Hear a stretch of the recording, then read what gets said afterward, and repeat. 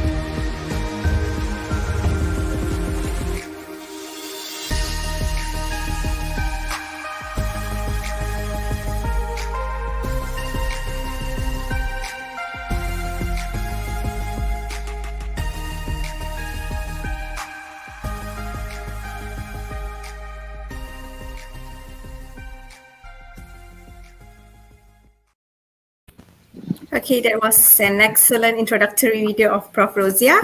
Okay, next, the second speaker would be Professor Dr. Harshita Aini Haroon, Assistant Vice Chancellor for the Strategy and Quality Management of Universiti Malaysia Perlis, UniMAP. So let's enjoy the video together.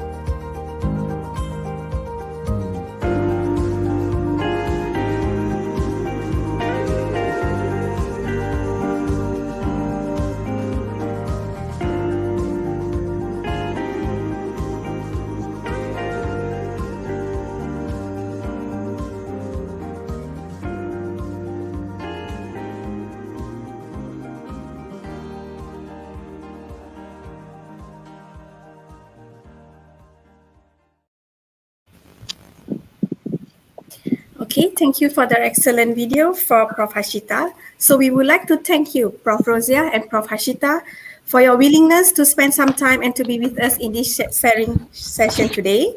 So after watching the impressive videos, we are very eager to hear from you both professors. So without further ado, let's get started. Okay, so I would like to remind the participants to share this YouTube link in Facebook so that more participants can enter and benefit from this sharing session. And if you have any questions, please type it in the chat box. So later during the break, I will be reading the questions. Okay, so let's start with the first question. Okay, so as you all know, our series, okay, it's on the PhD journey. Okay, so in our series, we would always feature prominent figures like Prof. Roziah and Prof. Harshita. So my first question would be for Prof. Roziah. Okay, Prof, what comes to your mind when we say PhD?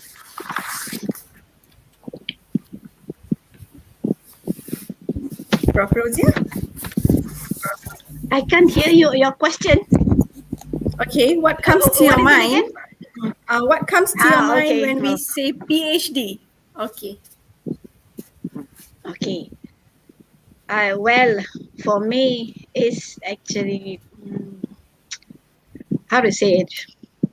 Some people will say it's permanent head damage.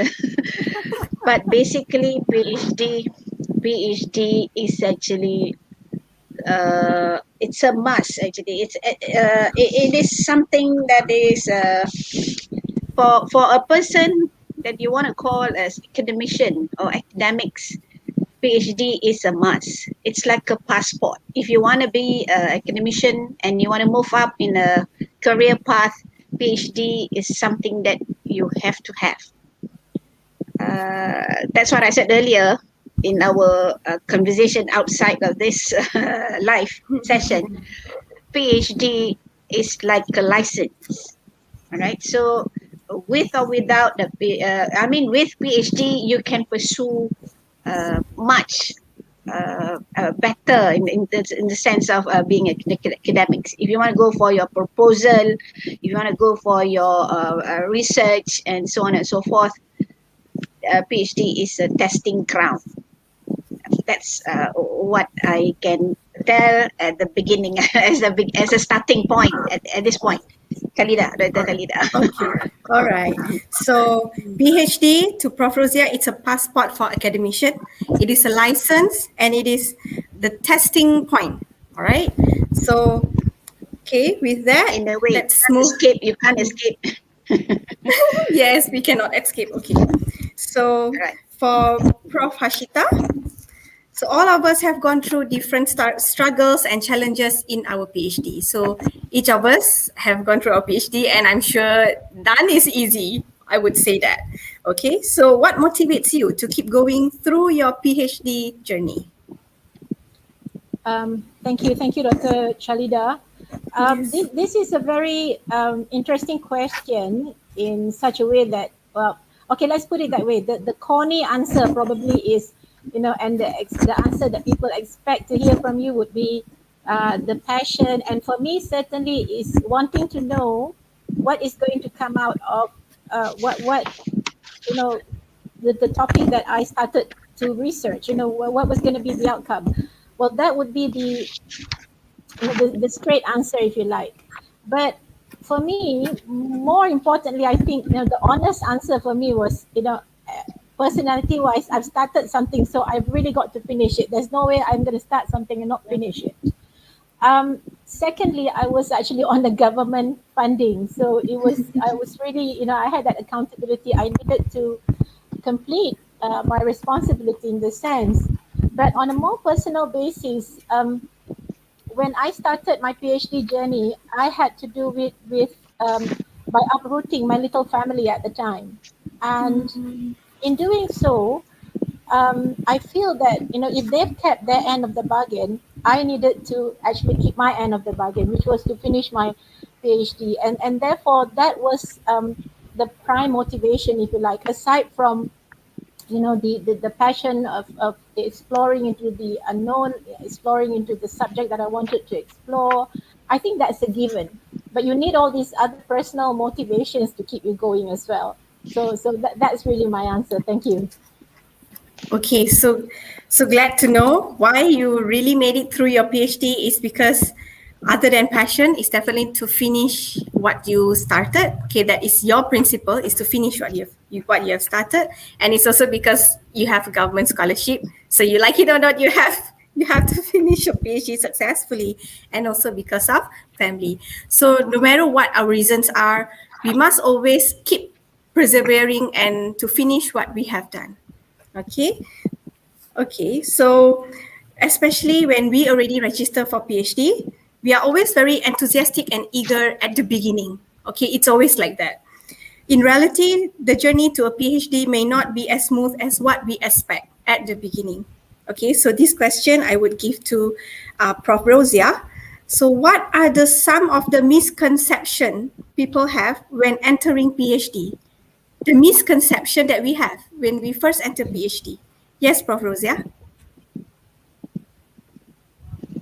Well, some might have think that PhD is only for brilliant people, but that is a misconception to me, because it's not actually meant for brilliant people. It's meant for people who are actually okay, but who can sustain, who can be persistent. You see, you can go through all these challenges, because in doing PhD, you're not necessarily, you must have an high IQ.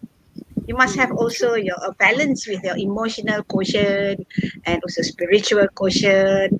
Then perhaps you can think of a PhD as an all-rounded kind of exercise.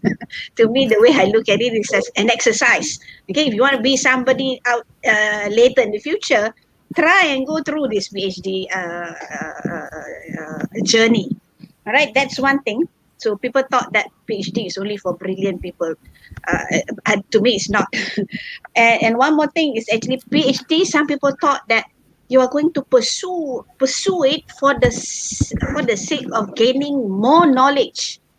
But that's a dangerous in there. Okay, I always when I give lecture to my fellow lecturers in UiTM, if you want to get your PhD in time.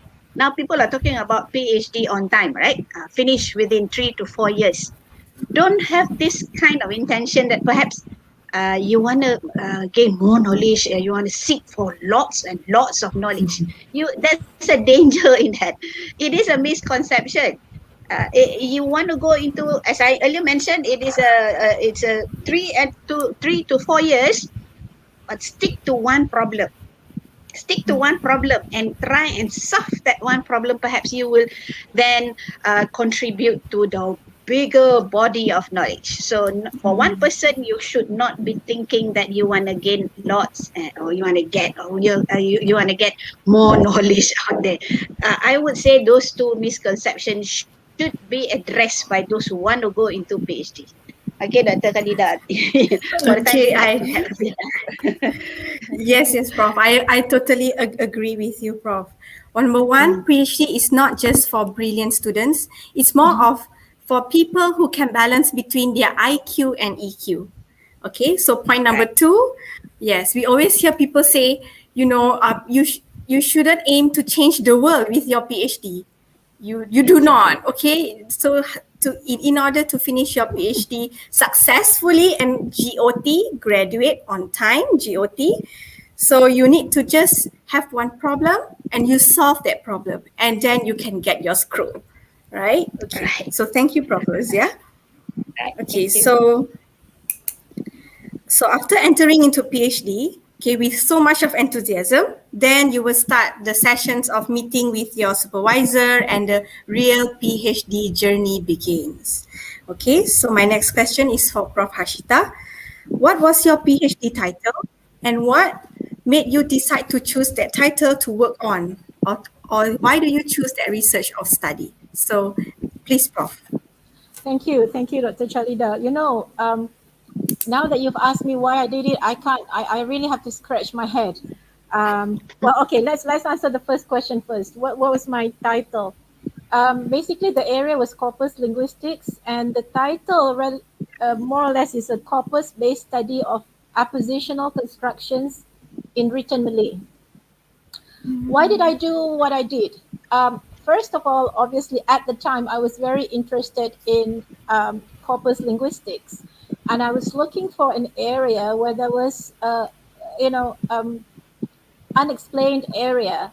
And I did not want to look into English per se because I was doing PhD in linguistics, so it was very broad in terms of which language I would like to focus on. And I decided that Malay would be a very interesting challenge to me because my undergraduate studies I actually did focus on English, as you might have seen. So I focused on Malay and I challenged myself. But then eventually it went to just an investigation of very tiny little thing that was not or has not been explained in Malay grammar, which was appositional constructions. Now, along the journey, as I plodded along, people would ask me, in Leeds, people would ask me, "What are you doing your PhD on?" And I would say appositional constructions, and they look at me, and they say, "And?" And there's some kind of expectation that I should be doing more, and because appositional construction is such a tiny little invisible construction that's there, but no one has explained it before, which was what I wanted to do. So that created a roller coaster in my head, that I should be doing more. So this coming and going mental issues, to a certain extent, because of this misconception that Prof. Roziah mentioned earlier. Some people think that, it's about changing the world. It's not, So my area was appositional construction. I did it because I was interested in trying to explain how apposition works in written Malay. I also did it because I wanted to explore the area of corpus linguistics, which I did. So I was killing 2 or 3 birds with one stone, albeit a very tiny stone. There you go. Thank you. Wow, that's an excellent topic chosen. Okay, to be choosing a topic that is not a very common topic yet. So definitely it's a challenge. So, okay. So Prof. Roziah, can you share your PhD experience? That must be many, many years ago, but okay, can you share your experience? We want to hear this. Wow. Wow. This should have been a close discussion. But well, when I started my PhD, I have to tell everyone here that I'm a person who actually plan things. I'm a personal. I started a personal planner, strategic planner. So when I wanted to get my PhD scholarship, I planned it in such a way that the title actually suit to my PhD title. Then I put up in my school at that particular time, and it so happened that nobody else actually opted for that title. So of course, definitely I got it, right. It's so easy back then. I got the scholarship, and then I went to pursue it in UKM back in 1995. So basically, when I did that, I already planned it out in such a way that I need to finish within that 3 years. So I planned it from day one right up to 1998, thinking that I might finish on time. Back then, there was no GOT, but I already put myself. After joining UiTM in 5 years, I need to go for a PhD. Then after I finish my PhD, I will come back and contribute back to the university. But God plans much better than individual plannings. So I ended up spending more time doing my PhD. But basically, I learned a lot because earlier on I mentioned I want to learn. One of the misconceptions is actually also happened to me myself. I thought when you go for your PhD, you are going to actually explore a lot of things. And yes, I did. I have to do so many things I This is the first time I enter into getting learning Lizrel. I was the first person in Malaysia handling Amos. I thank you to my supervisor. Actually, he came back from United States. This new software. He said, "You go and explore this." So within 3 weeks, I got I broke the how to handle those software. Then I managed. That was currently it's already Amos 22, I suppose, right? 22 or 25. But when I started Amos, it was only Amos 3, okay, version 3 back then. So yes. So I was the first Amos user in Malaysia. That was what SPSS mentioned. So if you want to learn Amos, you can come and see me. But currently, I'm already moved from Amos. I'm now into R. So we use free platform lah, right? So basically, my journey was tough. Perhaps when you get to you have your questions, your later questions on supervisor and supervisee, we'll get into the deeper on that. But earlier on, as I mentioned, I thought when you plan it well, you can get it all done. But naturally, it is not. So for those of you who want to embark on this journey, yes, you must have a plan. But in the end, you got to be careful of what's happening around you, because the world is actually sometimes not not with you in a way. So you must be ready. Not you have to have a support group. You have to have a good support group, not just your husband, not just your family. In fact, you have to have what I call a sparring partner. So when I did my PhD, I have a few sparring partners. So just to discuss things. Well, my title back then was in Bahasa Melayu lah, because UKM we must our thesis must be in Malay. So it was permodelan pengukuran quality IPT dari perspektif pelanggan dalaman. In English, you would say quality measurement model of an higher education. From internal customer perspective. So you see, Harshita, I'm already into this quality long time. Way before MQA has started. Certainly. Right. So yeah, so my passion is in quality, my passion is in measurement. So when I did that, of course, then I realized is when you did your PhD, you are not supposed to have this kind of too big or too ambitious. So when I start telling students now, I will say scoping is very important in PhD. So that's why you need a good supervisor to guide you. All right. Okay. Basically, okay, the leader. Okay, thank you, Prof. Okay, it's very impressive, Prof. You are the first MOS user in Malaysia. Okay, and Yeah. you did it well, and then you successfully finished your PhD with it, broke the code. Okay, so you say you plan your work and work your plan. However, we have to be flexible. We must have a support group or a sparring partner. Okay, so that to keep us going. Okay, so what about Prof. Harshita? Can you share your routine as a PhD student? Okay, thank you. Routine. I'm not sure whether there was actually a routine as such, but I think this is what I tell my PhD students. When I was doing my PhD, I went saddled with well, I say saddle in a looser sense of the word, but I had a 4-month-old son with me at the time. And so the routine was very, very important. And I actually mentioned to my husband that from the beginning of my PhD, what was going to happen is I would be going to my little cubbyhole, my little office that Leeds University provided me with every day from 9 to 5. That was the plan. And, bear in mind, Professor Roziah has just said, you can plan, but with all plans, they do tend to be funny with you. So, but I tried as best as possible to keep to that plan, the 9 to 5. So that was really my routine. But I would like to go back to what Professor Roziah mentioned just now about having sparring partners.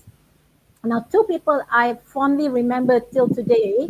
One is Dr. Barbara Satineri. At the time, she was also a PhD candidate. So we cried a lot together. We laughed a lot together. We do crazy things when we feel that everything was getting on top of us. That was very important. But there was another candidate who was visually impaired, and she had a guide dog with her, and her name is Elvira, and she's from Portugal. Now, Elvira scared the, soul out of me. Every time she arrives, I would just find myself cringing because Elvira, I guess being visually impaired, has the most inquisitive mind, and she would ask me questions that I was not able to answer on my topic. Sometimes it made me feel defeated, but most of the times it's just me fearing the truth. That there are some more things that I needed to explore and I needed to work harder, and Elvira is telling me, is helping me. She had her own reason she wanted to know, but unknown to her, her questions were making me explore more and more and were giving me guidance of some sort. So those two people I remember until today because of the help. Barbara knew the help that she gave me. I think Elvira did not realize that she was also helping me. So as much as I feared Elvira, I actually look forward to her coming in with her guide dog every day.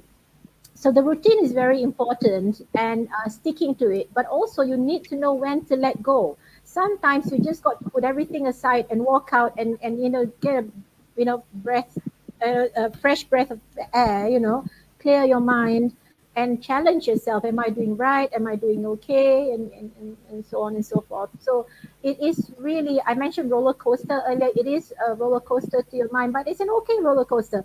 I would be worried if you were not going through a roller coaster doing a PhD. Thank you. Yes, so definitely doing your PhD is like being in a roller coaster. Okay, you have the roller coaster of emotions as well. You cry a lot, you can laugh.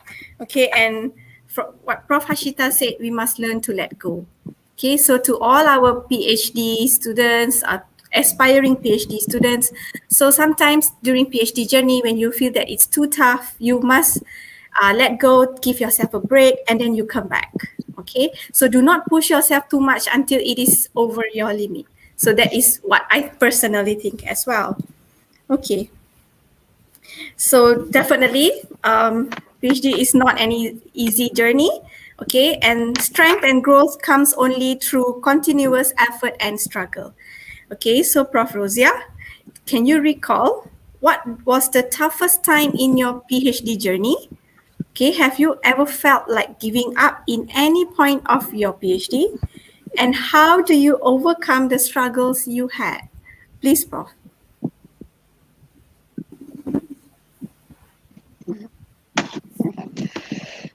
Again, this is a $1 million question. You need to recall, Prof.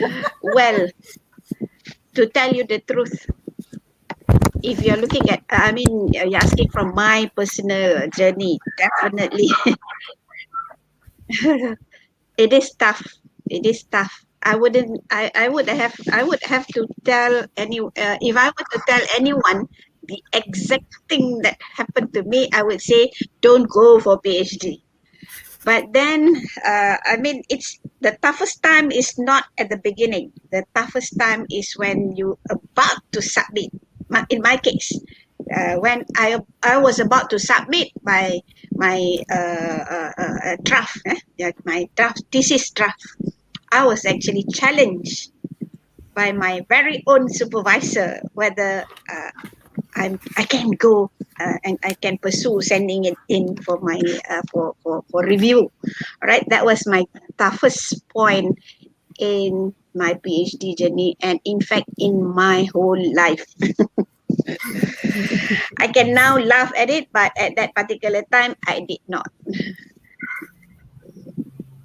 But I think it's okay, even though maybe he might be in this one of the audience, but it's okay because at this particular time I'm already well over it. I mean, I can understand why people sometimes couldn't see and couldn't didn't expect what you do. He must have thought that I perhaps was not capable of doing it. But one thing about myself, I pursue things. I'm a determined person. When I want to do things, I will do it until the end. So, if your second question was whether at any one point I feel like giving up, I didn't have that kind of thought. Even though I mean, all these challenges I had to go through. I have to go across it. It's sometimes back then I had to cross many crossroads. I had to make decision whether I should pursue or should I not pursue. Not just about my supervisor, but it's also about my family. Okay, so in the end, I would say at all those crossroads, I had to think hard whether it's worth going for the PhD. But that's why when I go for my when I invited by ILD, I think Khalida know what ILD is. I always tell them that it is about PhD is about your strength. Of course, Allah will challenge you with many challenges. It's either you are able to sort of think clearly, and yes, you want to pursue it. Okay, so my toughest time was when I had that, and then I had to go through and had to go back and redo my thesis. That's the toughest time when I did it. Because at that particular time, remember my background is statistics. So I went through only the statistical part, modeling part. I supposed to finish in 3 years, and I got all the modeling well laid out. Collect data and all this. Whoever is actually doing MOS, they know what's the jargon like. I started with Israel. It was a writing programming, and then I moved on to MOS. I got it all, and then I presented it to both of my supervisors. They said I have to rewrite everything and have to include the not the scientific part. You must include on the satisfaction part. Even though I have done all the reading, but I need not write it about the satisfaction theory and so on and so forth. They said I have to go back and redo those.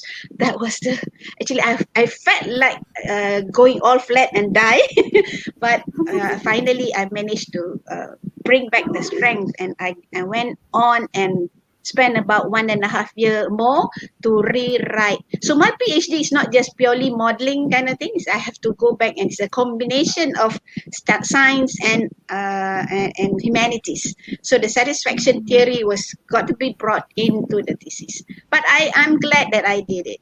I'm glad that they pushed me to make sure I have to include those in my thesis.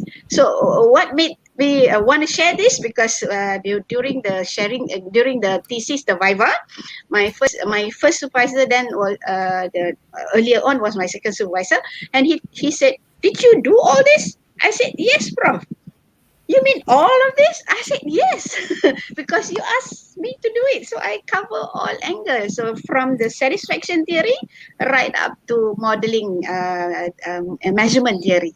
So in the end, I said, well, that was my earlier intention. I want to know more. I want to actually grab everything. So now Allah gave me all those. So I was challenged. So I managed to solve those. Inshallah, alhamdulillah. Okay, that's my part of it. Okay, thank you so much, Prof. So impressive. Okay, you actually had to redo your thesis when you are already ready for thesis submission. Okay, so you extended another 1.5 years. Yeah, additional, so, I got to add. add. So in total, did you do your PhD for 4.5 years, Prof? More than that was 5.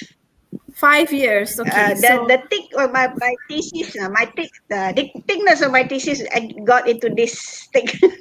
Okay, Prof, that's a lot of knowledge already. Cover both. Okay, probably you could have got a double PhD, Prof. Okay, so doing PhD was I should have gotten that. Yeah, double PhD, Prof. Okay, so PhD journey was the toughest for Prof. Roziah. It was the toughest time in her life as well. Okay, she had to redo her thesis when she thought she was already ready to submit. Okay, but she was very determined and she never felt like giving up in any point. Okay, so that is something that we all should follow, and that she must be our role model in this. Okay, so Prof. Harshita, what about you? Do you have similar experiences? And what made you persevere through your PhD journey? Prof. Harshita? Thank you. Well, first of all, I must say, Prof. Roziah, I hyperventilated listening to your story. Very commendable. Oh dear. Okay, well, you know what? Contrary to what Prof. Roziah was feeling, there were actually times when I had really wanted to give up. The only things that kept me were the things that you asked earlier.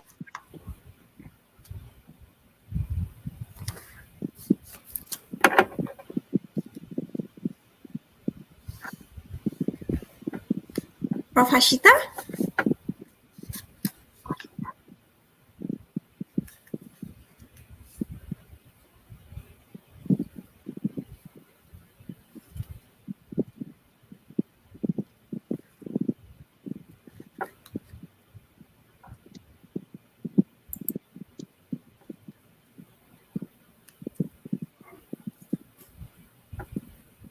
Prof. Roziah, can you listen to Prof. Harshita? No, I think No, right? she's already frozen. Yeah, she's frozen, right? Okay, same with me. Oh, okay. Prof. Harshita, actually we cannot hear you.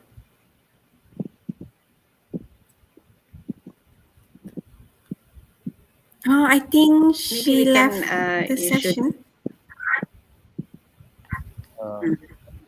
Dr. She will Chalidi, rejoin, I think. yeah. Dr. Chalidi, you can continue with Prof. Roziah, no problem. Hi. Okay, so Prof. Harshita, okay, so glad to have I'm you not back. sure what happened. Usually these things don't happen, but you know what? Murphy's Law. Right? Yeah. Okay. Yes. So shall I continue? Yes, Prof. I'm sorry about this. You know, that there were certainly episodes of self-doubt, self-questioning. Why am I here? Why am I even doing this? You know, but one of the toughest times during my PhD journey was trying to find a tool to make sense of the data that I had in my corpus. Of course, before that was actually the development of the corpus itself. I had to build a fresh corpus. There was not at the time a corpus for written Malay, and especially the kind of text that I wanted to investigate were, you know, journalistic texts and fictional texts and academic texts. The combination of those texts in a corpus was just simply not there. So even before I could begin on the analysis, I had to build a corpus, and you know that was just there was no way around it. I had to build it, otherwise there's no PhD. Let's put it that way, you know. So that was a quarter of all the crying done for, you know, during my PhD process. And then after that, well, I've got a data set, I've got a corpus. Now, how would I analyze it? So I had to go and find a tagger, a tool, a program to actually automatically analyze what I've got. Once I found the tool, how was I supposed to tag it so that it automatically tags my data rather than me going through manually of, you know, more than 1 million word of text. So those were, you know, the most the times when the most ups and downs in my mental state happened. Plus, at the time, I already had my second boy. So I had two little children, two little kiddos, you know, to be taken care of on top of my PhD. But put the kids aside, that was my personal choice. But then again, they do impact on your feelings, on your journey. So how did I overcome those struggles? I think talking about it is important. Do not keep everything in your head, in your mind, thinking that it will go away, because it won't. It will surface. So you need to find sparring partners, like Prof. Roziah mentioned earlier. To me, it was Barbara and Elvira. We talked about it. And of course, you can go to your supervisor, but, you know, your supervisor, or my supervisor particularly, was rather, you know, very content focused, and so I was quite fearful of him as well to a certain extent, and I did not want to put in personal issues to him, in ensuring that we had a perfect professional relationship, if you like, if there was a perfect one. So the sparring partners were very important, talking about it and, just dissecting your feelings, your fears, your concerns. I think that is very important. And remember, do not be afraid to admit that you are in a vulnerable state sometimes, and you need to be asking for help. Don't be worried about asking for help, because it certainly is not a measure or any indicator of your weakness, if you like. You need to ask for help if indeed help needs to be asked for. So that's really it, I think. Thank you. Oh, okay. Thank you, Prof. Harshita.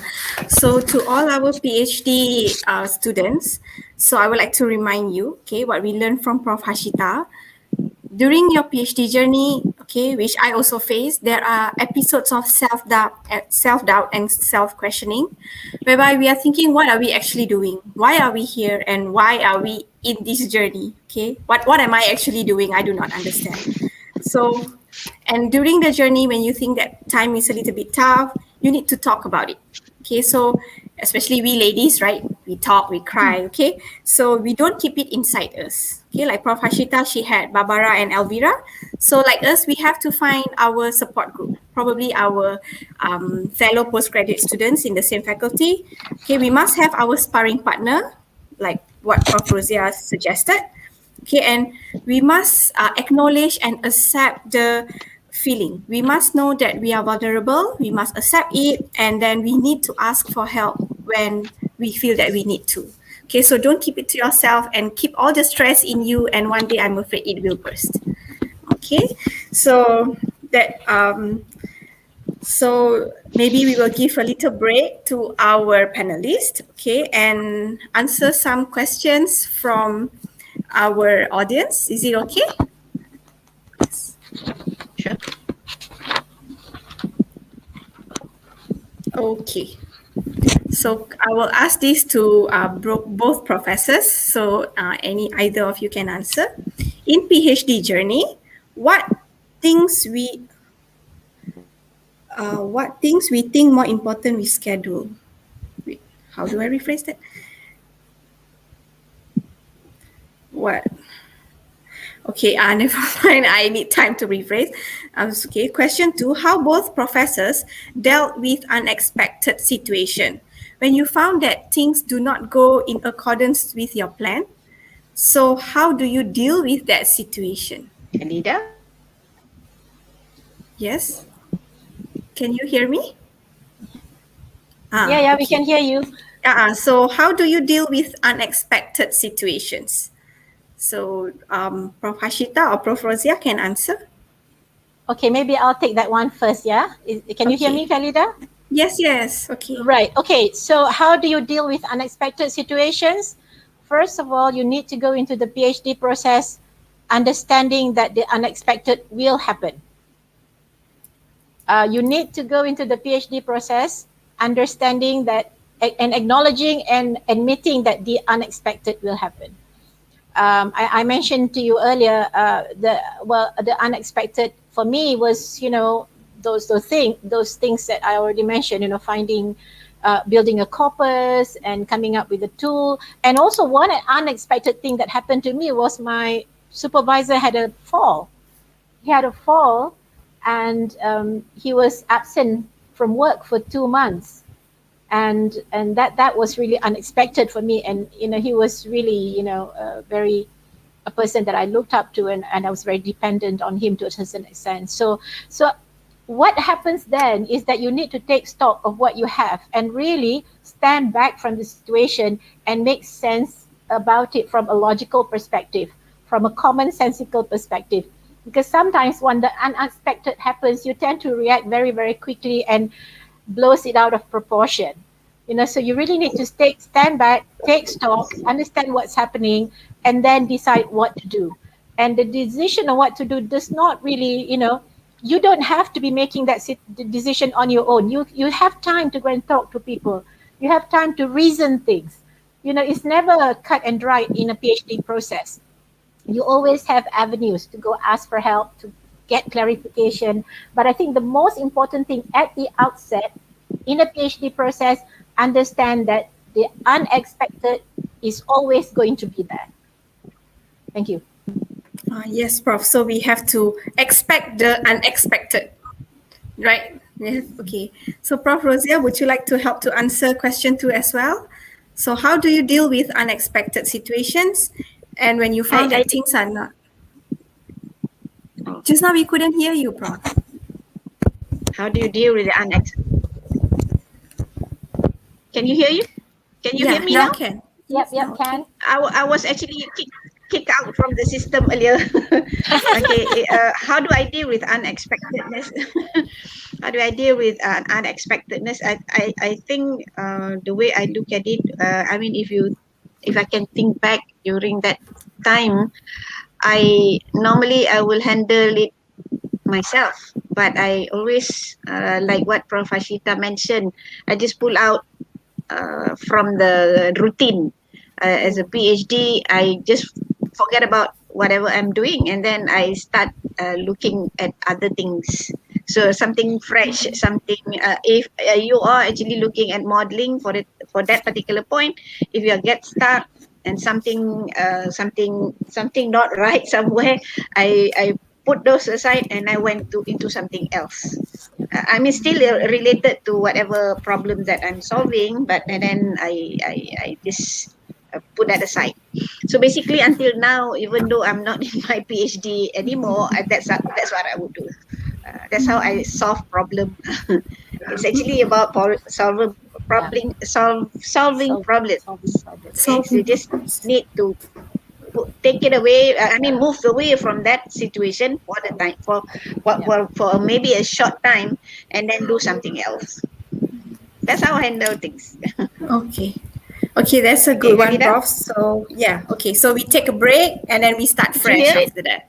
Yes, can. Okay. All right. Can you hear me? Yes, Prof. Yes, Can you hear me yes. as well? Yes, okay, right? Khalida? Okay. Yes. So back to question 1. How do you prioritize your schedule during your PhD journey? To both professors, how do you prioritize your schedule during your PhD journey? Maybe Prof. Roziah would like to answer that first. Oh, okay. The line is not so good.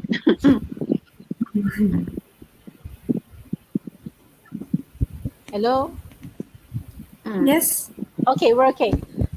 Okay, so the question is, how do you prioritize? Like I said, I think the routine question, or more or less mentioned or touched on that earlier, that to a certain extent that there is a How do I routine. prioritize? Yeah. But sometimes not just for PhD. I would like Yeah. to. I normally I will have to prioritize. Like what?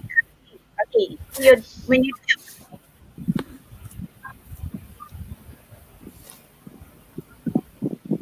okay. Prof. Roziah, now okay? Can you hear us? I can hear you, Chalida, but I can't hear Prof. Roziah. Oh, yeah, me too.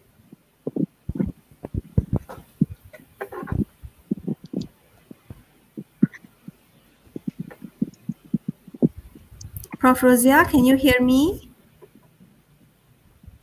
We can't hear you. No. Oops. Okay, Prof. Roziah has dropped out, or Yeah.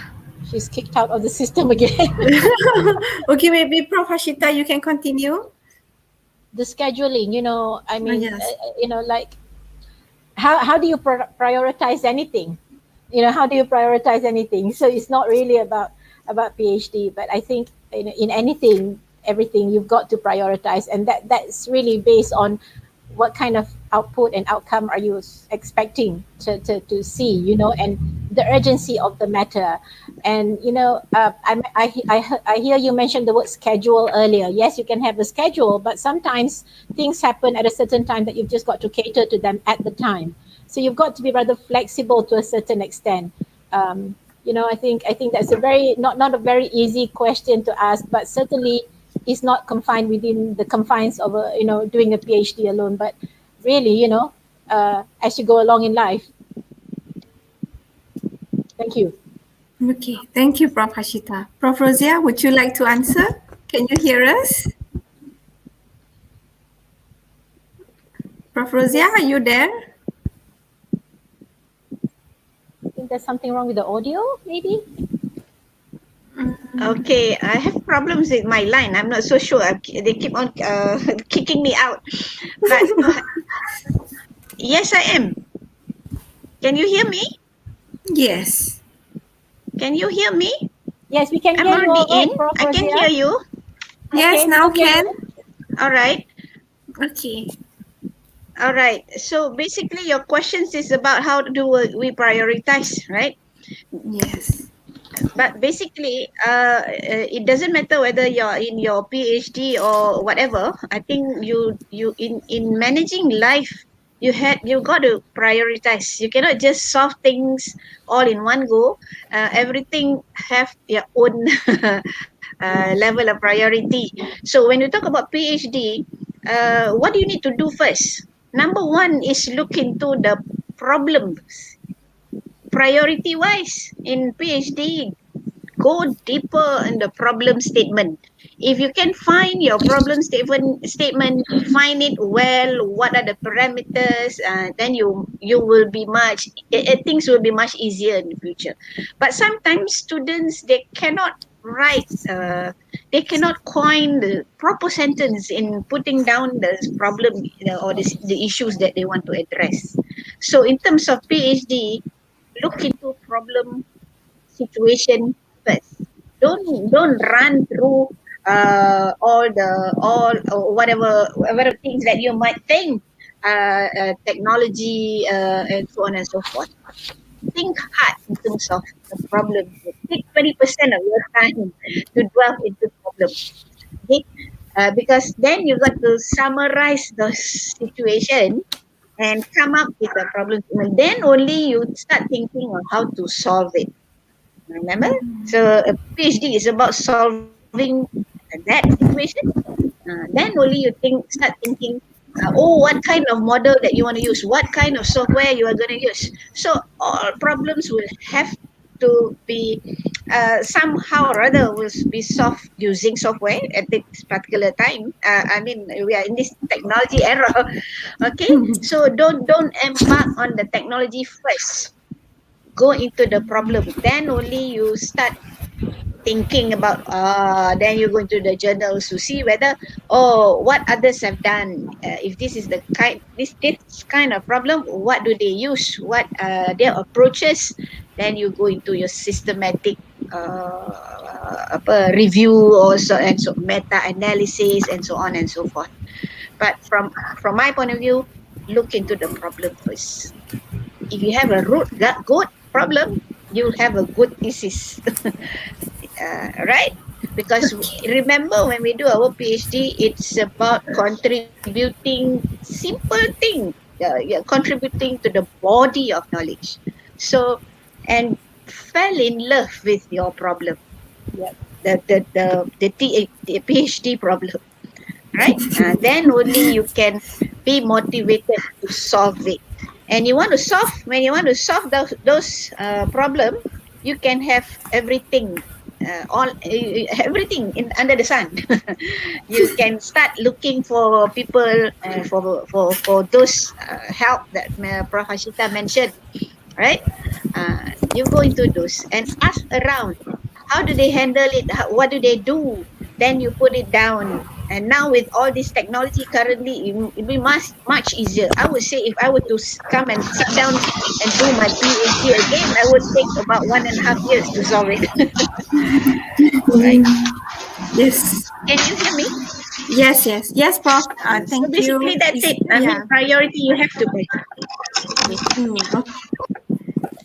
Okay. Okay, Prof. Thank you, Prof. Thank you very much. Yes, I agree with you. Time have changed. Okay, if let's say you all were to do your PhD now, it would take much less time, especially now we also have Mendeley. You don't need to like really record all the references manually, Yeah, so Exactly.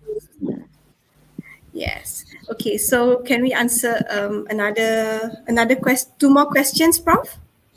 Okay. All right. Okay. So question number 3. What are the questions? Because I was not in it. Now I will read it out. Question number 3. Could you please tell us how your life has changed after getting PhD degree?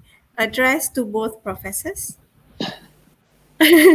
How life has changed after PhD. How my life changed. Oh, it has it. Life has changed, definitely. That's why earlier on, during my first questions that you asked earlier, I say PhD is a passport. PhD, it matters when you have a DR in front of your name. Okay? When you finish your thesis and you convert a PhD, you can bring your DR under your front part of your name, right? Dr. Yeah. ABC. So that comes with the That responsibility. changed my life a lot. People respect us more. Can you hear me? Yes, we can hear Prof. you You can better, continue, yeah. Prof. Okay. Can the rest of you hear me? Yes. I can hear you. I can hear you. I okay. Hello? Can Yes, Prof? can. Okay. So that's what I mean. When we get to me, when we get the PhD, when I get the PhD, the way I look at it, people respect me more. So whatever you say carry weight. So that's why I think it's worth going for PhD. So why I'm saying that, because majority of you here is actually pursuing PhD. So don't stop. Pursue it until you manage to get and wear that bonnet. Just imagine you're gonna have your DR in front of your name. All right. So that's my contribution. That's my answer. Okay, Prof. Harshita, would you like to share how your life has changed Well, after your PhD? How do moving I from manage myself and moving my from family? Um, moving from what Professor Roziah mentioned just now, I think once you have that title, a great responsibility follows. A great responsibility follows, and I think to me that is what bothers me, quote unquote, sometimes, because whatever you say sometimes will be taken as is. People listen to you, people quote you sometimes, and it becomes a great quote unquote burden, if you like, because with that comes that responsibility. So that is how my life has changed after getting a PhD. But also, remember, doing your PhD is a process. So that process actually is not just for you to get your paper certification, if you like. It actually helps you later on in how you perceive and how you perceive life in general, how you perceive things that happen to you in general. You kind of like adopt the techniques or the methodology that the mental methodology, if you like, that you went through your PhD process to manage what goes on in your life now. You're a bit more, if you like, centered, you're a bit more grounded. So all those things. So if you're having self-doubt now, trust me, trust us, that the good, there is good that's going to come out of this, in addition to that certificate that you're going to get at the end of the PhD process. Thank you. Okay. Okay, Prof. Thank you. So that I hope that answers your question. Okay, so we have another question. Okay, the final one for now. What are the roles and duties of supervisors? Oh. Will What that are be the answered? roles? Yeah, will that be questioned later, Dr. Chalida, maybe? Later. Maybe that's something that we are going to discuss. We will cover. So maybe later you can Yeah. cover the answers for that question. Okay. Okay. So back to our question and answer session. Okay. So This is so just now we've talked about PhD journey, how PhD journey can be, how tough it can be, and we should never give up. Okay, so this is another part. It's a rather interesting part in PhD I journey. can't hear. Prof. Roziah, you can't hear me. Prof. Harshita can hear me, kan? Yes, yes. Okay, okay. Prof. Roziah, can you hear me now? The line is not so clear. Oh, I see. Are you using Maxis, Professor Roziah, Dr. Roziah? No, because my Maxis is a problem, which is why I got kicked out just now. So I do not know. Okay, so Prof. Roziah, can you hear me now?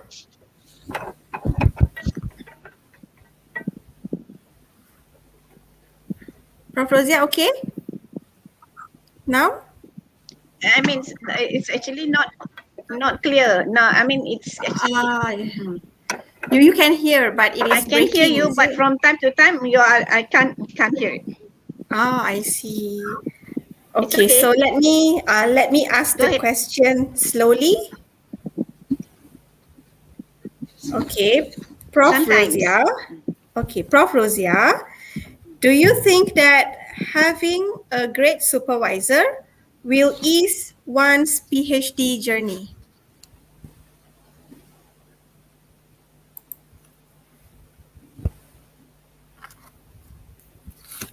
I'm not sure if she can read. Do you She's frozen now. Oh, that having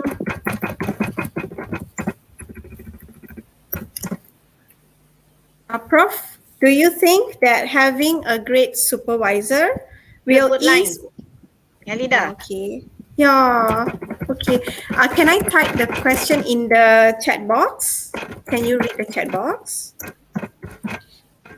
Is it the same question that you have posted earlier?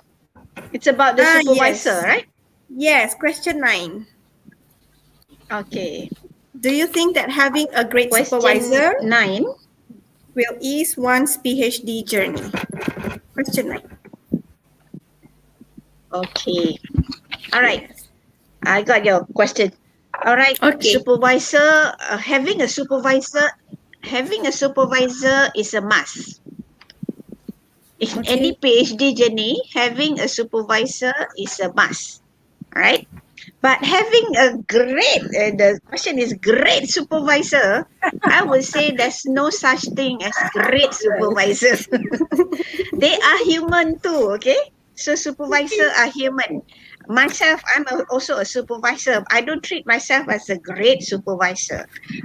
We are ordinary people. So I would say all PhD students, you must treat your supervisor like an ordinary human. So, sometimes, of course, we need to respect them. I always tell my students, always have that, respect over your supervisor. If you want to learn from him or her, learn from him or her. Do not go and ask around and not meeting your supervisor. You're going to meet your supervisor and get and engage with them from time to time.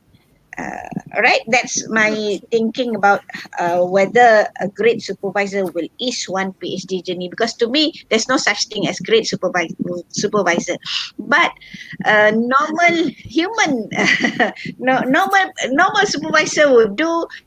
Where supervisee should respect the supervisor, and also the supervisor as vice versa. The supervisor need also to respect the PhD scholar. As a PhD scholar, we are the ones actually pursuing the knowledge, right? So the supervisor got to respect the knowledge that in the end, the supervisee will have more knowledge than the supervisor about the problem that they are solving. That's always what I've been mentioning to my student. But we have to respect how we tell, how we share those with our supervisor. Because your supervisor will have time to go through line by line when you were actually into that your PhD journey. They will come and look at what you do and approve of what you are trying to solve maybe. But if you depend on them as one great supervisor, then you will not be a great PhD scholar. you need to plan in such a way that you will be the great PhD scholar. You are the ones actually pursuing the process. They can be a great from him or her, but you yourself as a student, you need to behave and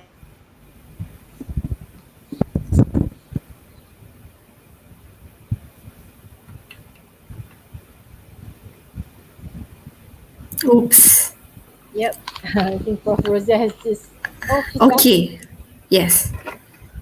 We could hear most of it already. Hello, Prof. Roziah.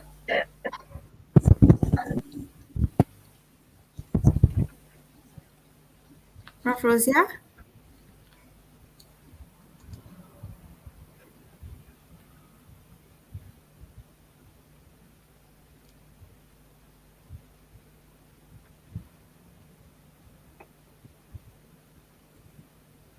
I'm not sure if she has finished her answer, but I've heard most of it. Okay, let's give. yeah, Prof. Roziah, okay? I cannot. Okay, done. I'm done. Okay. Done, but Okay, I can't hear you. I mean, the line is not so good. Okay, Prof. So thank you, Prof. Go ahead. You've mentioned that we have to respect each other, supervisor respecting the supervisee and vice versa. Okay, thank you, Prof. Okay, so my next question would be to Prof. Harshita. Is it important for a supervisee to meet and discuss with potential supervisor before pursuing their PhD? What do you think, Prof. Harshita? Yes, of course. I think that's a given, that, well, not necessarily to meet physically because there are so many restrictions now, and especially now with the pandemic, but certainly have that discussion with whoever it is that you think might be able to help you with the problem or the, whatever issues that you have that you think is worth investigating and taking into a PhD investigation. Certainly discussing the ideas that you have with you with the potential supervisor will help. Knowing where you're coming from, and the supervisor might be able to tell you what's out there already, and fit into those issues that you have that you think will be able to take you into a PhD journey. But more than that, it is actually trying to get to know these potential people who might be able to have to live with your journey for the next few years of your life, because you must remember it's your life and this person's life as well, that you're actually taking into your life. You're actually taking someone else's life into your life for the next few years of your PhD journey. So it's beyond the content, but also the personality of this person, the whims, her principles, her ideas, how she talks, sometimes little things right up to the content. And I'm sure you've heard of this thing called the chemistry. Some people talk about, do you have chemistry with the supervisor? Do you click? Do you sync? These things seem to be minor things, but there are things that are going to make that difference when you're actually in your PhD journey. So I think, yes, it is important that you discuss with your potential supervisor or potential, a few people before you decide who you want to be your supervisor. But the aim should just be beyond the content, but also see if we can actually work with this person from the softer side of things, from the communication, from the personality, etc. Because sometimes you might have a supervisor who's like, very strict about time, etc., and you yourself are not quite up to it, if you like, and already from the beginning there's going to be a clash, a conflict of understanding about little things, that will not all go well into a PhD relationship. Yes, my answer is yes. Yes, okay. Thank you very much for the good advice. So to potential PhD students, so you, as advised by Prof. Harshita, you should actually meet your potential supervisor first and not just submit your application right away and then only you meet your supervisor, so that you can find, maybe you can find the common time, you can find the common interest, and then hopefully you can click, then only you apply. All right. So to Prof. Roziah, okay, how do you manage the supervisor-supervisee relationship as during this COVID-19 pandemic, COVID-19, whereby we are not allowed to have face-to-face interaction? So how do you manage it, Prof?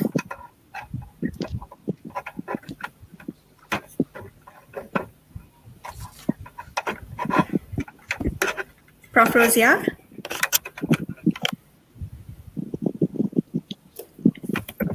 Still, respectfulness is very important. Whether it is, yes.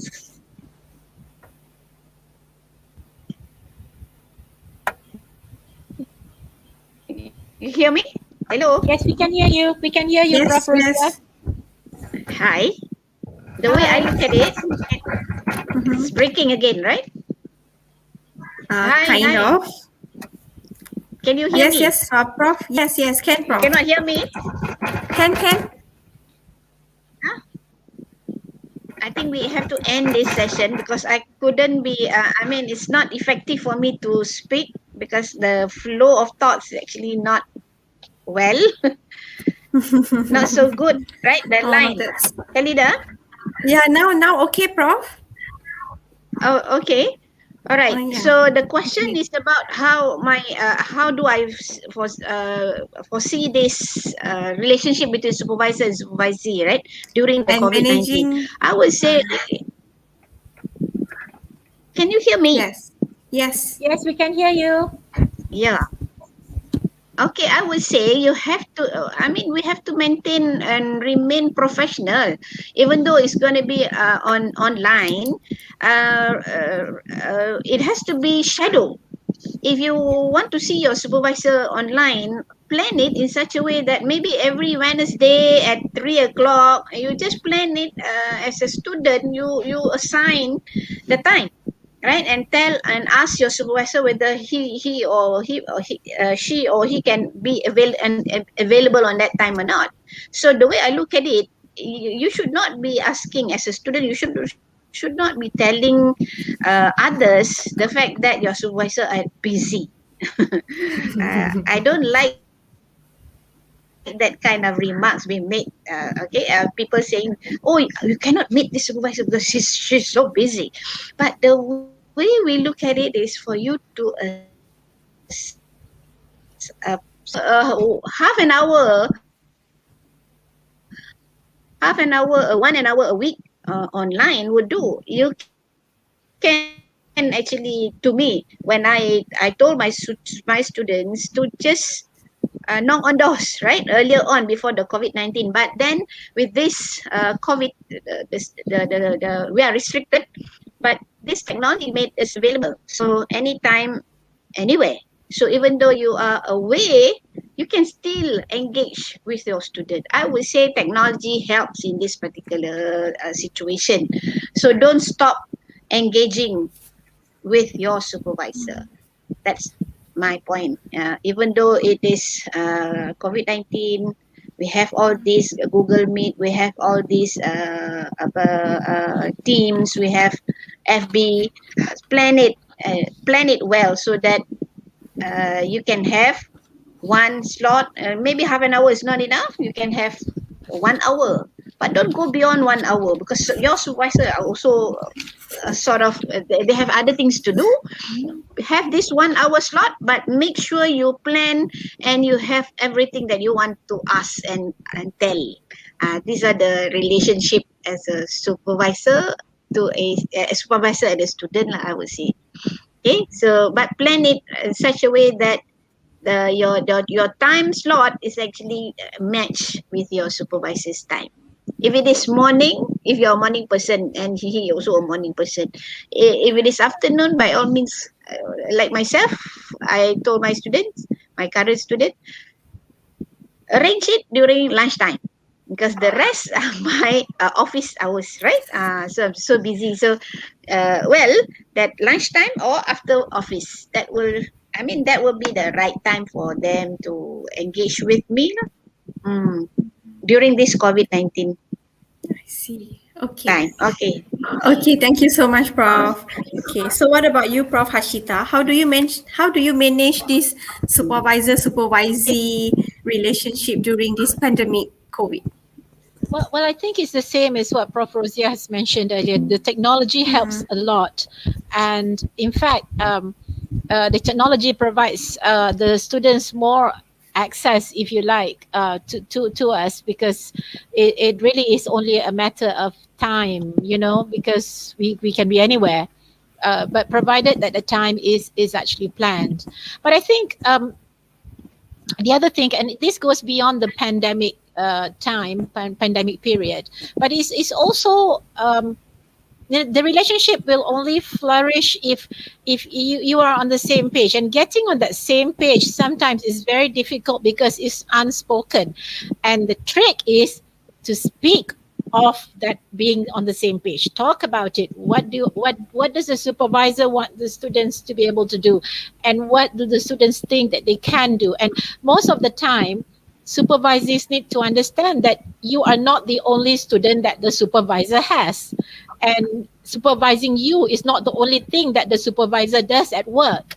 You're only one of those many things that the supervisor does do at work, But I think sometimes, and I don't blame students as well, sometimes this me perception engulfs them all, and they think that, okay, I submit something, the supervisor should be able to read it there and then, It doesn't quite work like that. So I think that understanding has to be spelled out very, very clearly. Personally, for me, if you're going to meet up with me, you need to give me something before, so that I can understand where you're coming from, so that the discussion could be very fruitful and beneficial to my time and to your time as well. So it's like managing any kind of relationship, really. But at the end of the day, this is a more professional relationship. And I think it's important that the supervisee recognizes that this is a professional relationship, and therefore, certain ethics and code of conduct apply. Thank you. Okay, thank you. So from professors, so I found that, okay, communication is definitely very important between supervisor and supervisee, so that we understand the different needs. We understand each other better, right? So let's move on to the next question. Okay, so as we can see, with bachelor degree students, the relationship between the supervisor and supervisee, it's often more to like going to lecture, okay, teaching and learning, and a little bit of supervision.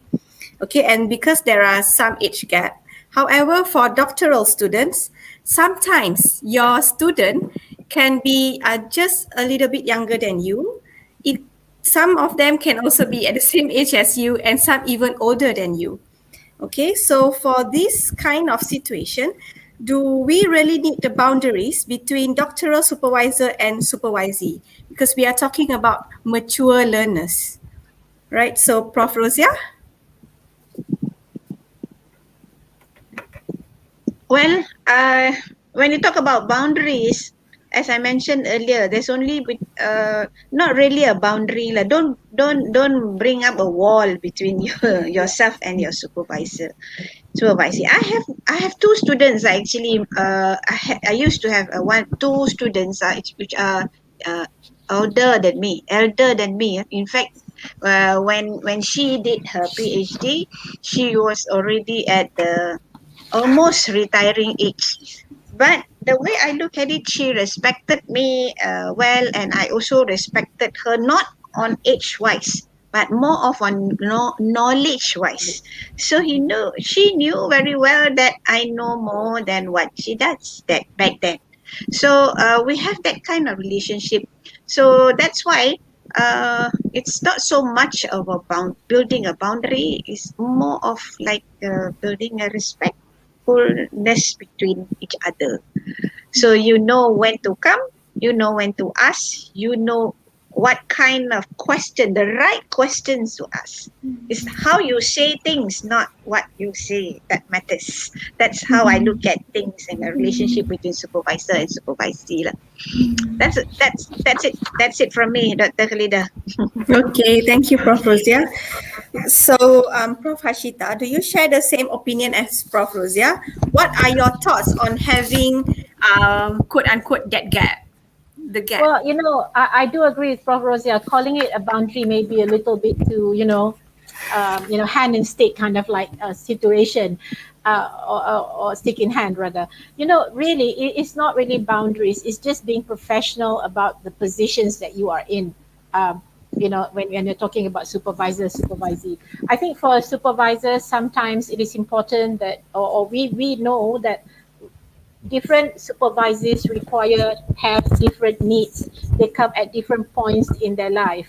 But also, the supervisors themselves, they need to understand that the supervisor plays a particular role or few roles. The supervisors give advice on the quality of writing, on the content, on the argumentation, on the structures. But at the end of the day, it is really up to the supervisee to do and complete the work, to carry the creative work along. Now, if everyone understands this, we do not have to be talking about boundaries, So I think when you mention boundaries, I think you're thinking about there's a very fine line between what to say and what not to say, and because you're in this quote unquote relationship for a lengthier time than you would have been either during a master's thesis or a bachelor's dissertation.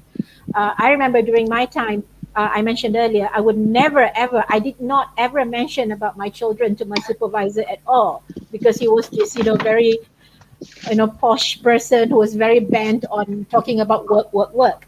But I knew that I could cross the quote unquote boundary after I gave birth to my second boy, and he bought a rattle toy for my little boy. And I knew, I can actually say something here, because then he asked me, are you up for your PhD work now? 5 days after I gave birth. So, so he showed concern there, but I did not cross the line. If you're talking about boundary, you still know where you are, because at the end of the day, work is work, being professional about it. So take it from your supervisor, how it's going to be carried along. But as a supervisee, you maintain that professionalism. That supervisor is supposed to help you carry you through to the completion of your PhD journey. Thank you. Okay, thank you. Okay, so that's a very good answer. Okay, so we finally have our last question. Okay, it's dedicated to both professors. Okay, since both of you have definitely achieved so much in life to be where you are today, okay?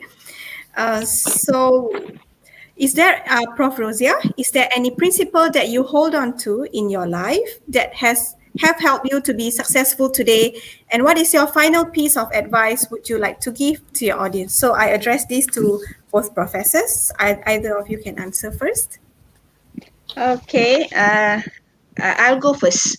All right. Okay. The way I look at it, perhaps I want to share from my perspective what made me where I am today. One principles that I'm holding truthfully is actually integrity. Integrity. You have to have integrity. There's no gray area. It's either you have it or you don't. When we talk about PhD, that's integrity is very important. That's why sometimes you don't need to have turn it in, okay? Because when you have to summarize other people's work, you got to cite them well. Those are the practice and exercise that we went through during PhD. So the way I look at it, and I follow through, I keep those principles throughout until today, perhaps. And in fact, integrity is actually being practiced way back during my younger days, because I think it builds from family. Even my father pressed on that, the importance of having integrity in life. But at the same time, I would also like to mention here with PhD scholars as an audience today, you have the number two principle would have been determination. You have to be determined to solve problems. We are talking about thesis, we are talking about PhD, we are talking about problems. You have to have that determination to make it through, to get it there. So, but don't worry so much about if you can't get the real model. But the process is important. The process is important, right? But when you want to do your simple linear regression or multiple linear regression, sometimes you present those things with your R squared being so low, right? From statistician point of view, I would say that's not a right model. But if you want to still present it, make sure you present it well in such a way that, well, that be based on your data. Some students forget to use that statement. Your result is based on your data. Your model is based on your data. So, as I said, the second most important principle would be determination, right? So basically, perhaps I would like to congratulate UniMAP for organizing this session, and also thank you to Khalida for also facilitating this session, and thank you for those who are here with us today. I would love to have more lengthy discussion, but perhaps I will end the session here first from my point of view. All right, thank you, good luck. Hopefully all of you will get your PhD in time. All right, thank you so much. Thank you For so you, much, Anita. Prof. Thank you for your time. Thank you for today, Prof. Okay. Harshita. Oh yes. Okay. Sorry. Yeah.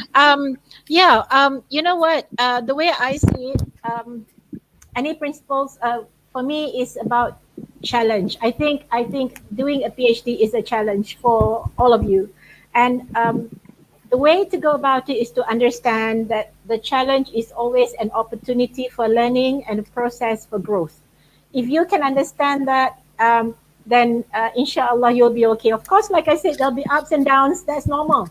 That's normal. You need to expect those ups and downs, but these are gonna allow you to grow, and the process will actually help you later in life in whatever comes your way. The second thing is you need to understand your motives. Why are you doing this?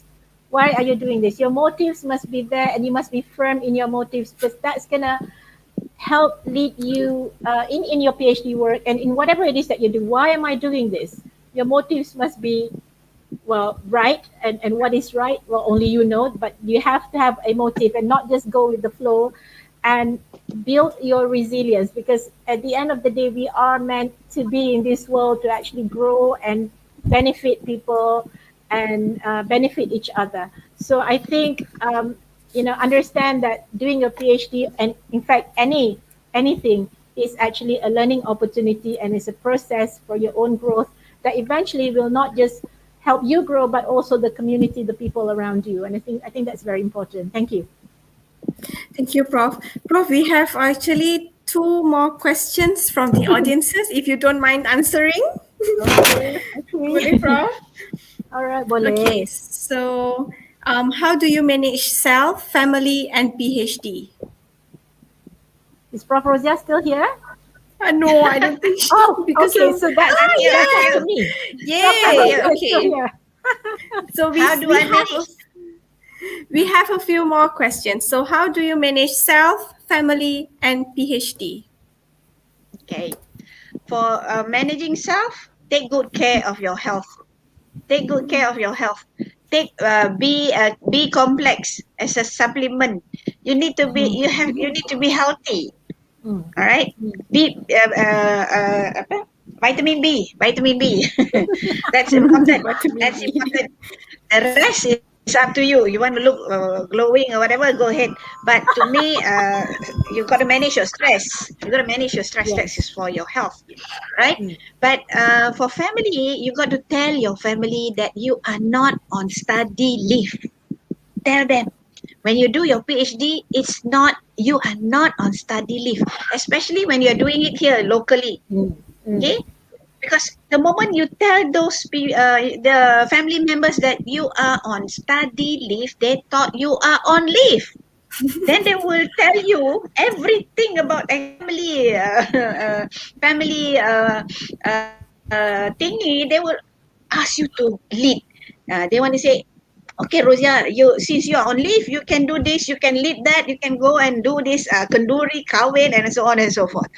So it's important for you to tell your family members, especially your partners, your wife or your husband, and you cannot be taking your kids, right? But your partners must know what kind of engagement that you now get into if you are doing your PhD. Right? They have to understand those. What will the third one? Family and PhD. So self, family, and PhD. PhD. I As think I we said, have you got to covered. manage it. You got to plan. You got to plan it well. I have a 5-year plan. If those questions you can email to me, perhaps I can share with the those who want to get my hair. I can share the slide lah, in fact, and the 5-year plan on how to get your PhD. All right, because that Wow. 5-year plan must include your PhD. The 5-year plan, maybe you want to get married during that 5 year, or you want to go tour or whatever in those 5 years, but you're getting your PhD must be in that plan. Then only I think it'll be much easier for you to manage your PhD. Don't put your PhD secondary. You got to put it as a number one priority if it really matters. Right? Put the rest around it, not the other way around. So you draw up your plan, your 5-year plan, put your PhD when you want finished, then only you put other plans with around it. Okay, that's my take. Okay. What about Candida? Prof. Harshita? Do you want to share? Well, life does not stop just because you're doing a PhD. Okay, that you must understand. Life does not stop just because you're doing a PhD. I wanted to say the same thing like what Prof. Roziah has said. I've got PhD students who's on study leave, and they get chosen by the family members for Kenduri Hospital, whatever trips. They're the ones. They're the ones to do it because they're on leave. The way I see you can do it is just go to work. Go to work. Physically go somewhere to work. Do not stay at home, because I tell you, no matter how much you convince yourself it's going to happen, it's not going to happen. So you can't tell your little kids. They can see in the pattern of your movements. 8 o'clock, you're out of the house. 5 o'clock, you're back. What do you do? Where do you do? 8 to 5, your PhD work, where the location that you have chosen, not at home. Okay, so these are people who are actually doing it locally. Because there's this tendency that I have a little study room at the back room, and I'm going to be there. Your kids are going to know, your mother-in-law is going to know, your mother is going to know. So that, you have to go to the market every morning for the next 3 years.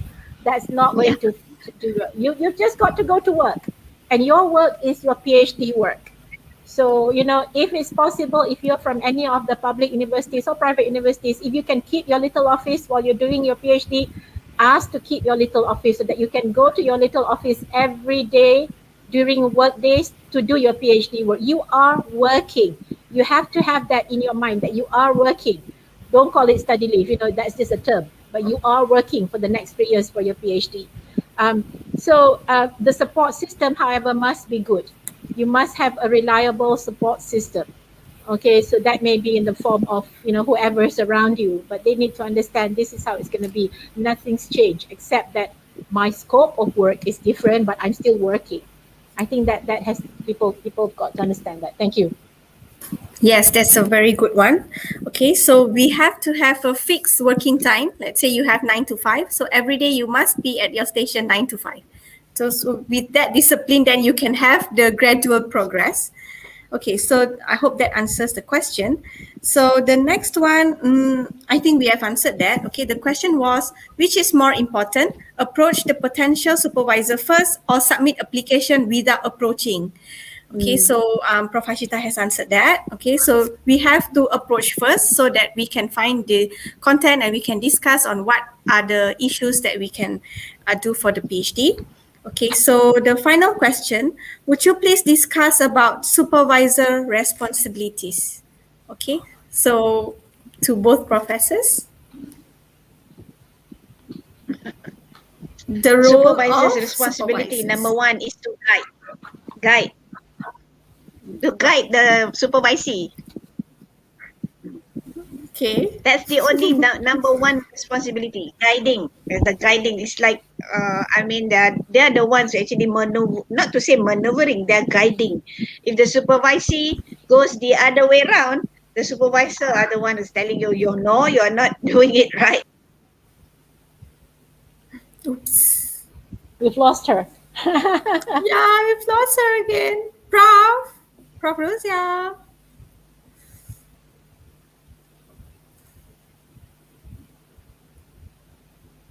I think she'll be in a bit, like just now. She will. Okay, maybe I can just go Yeah, first. can you, Prof? Okay. Yeah, sure. But I think, Prof. Rosa actually says it. I think the supervisor needs to understand, take ownership of your PhD work. You need to take ownership of your PhD work. That is your work. The supervisor is there to guide you. You don't come to the supervisor with a clean slate and say, tell me, please. You need to go to the supervisor and say, I've got this and this is my ideas and what do you think? Will it work or not? And the supervisor will guide you, and the supervisor will tell you things like, let's explore this. Why don't you read this? But at the end of the day, it is your PhD work. The supervisor is not meant to read line by line and go through, this and that in a very minute detail. Okay, she guides you, she gives you direction, she advises you, like I said, on the quality of the writing, quality of the content, the argumentation that you put forward. But at the end of the day, the creativity, the criticality will be entirely up to you, which is why we have a viva process at the end of the day, because we question you, not the supervisor. So you need to take ownership of your PhD work. Along the way, different supervisors expect different things. Going back to the question of what is a great supervisor earlier, because supervisors have in their head what is a great supervisor. And remember, it takes two to tango. One supervisor can be quote unquote great to one supervisee, but not so great to another. And you start comparing notes, don't compare the notes on the supervisor, compare the notes between your actions as well. I think that's very important. Thank you.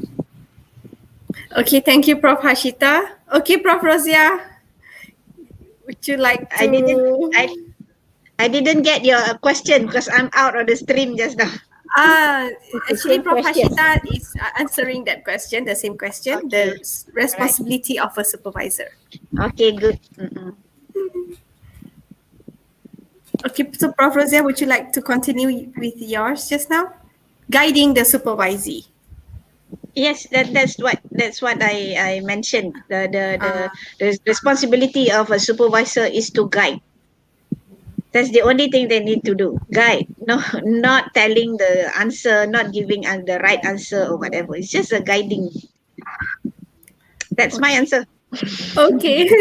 Okay, so thank you both professors. So I think we don't have any more questions as of now. Okay, so I think that's all. Okay, so again, thank you to Prof. Roziah and Prof. Harshita for today's session. I would like to apologize if there's any shortcoming from my side, okay, because, it's my first time. And also bagi pihak, on behalf of the Platform of Research and Development YouTube channel, we would like to thank you for all your knowledge, for all the sharing for today. Okay, and we have Prof. Amino with us. Okay, Prof. You forgot to unmute yourself, Prof. Please don't leave, just stay back.